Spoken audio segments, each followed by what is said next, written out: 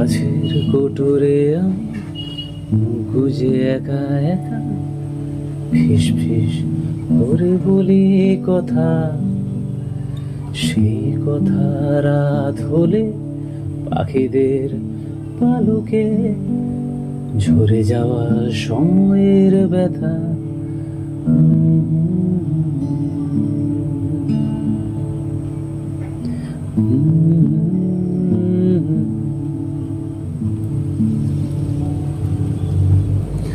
মিথ্যে শহরের এক ব্যস্ত সকাল আমাকে ডাকছে ভেবে একটু থামি, আসলে আমার কোনো প্রয়োজনই নেই, ব্যর্থতা বুকে নিয়ে দাঁড়াই আমি গ্রীষ্মের পোড়া দুপুরে,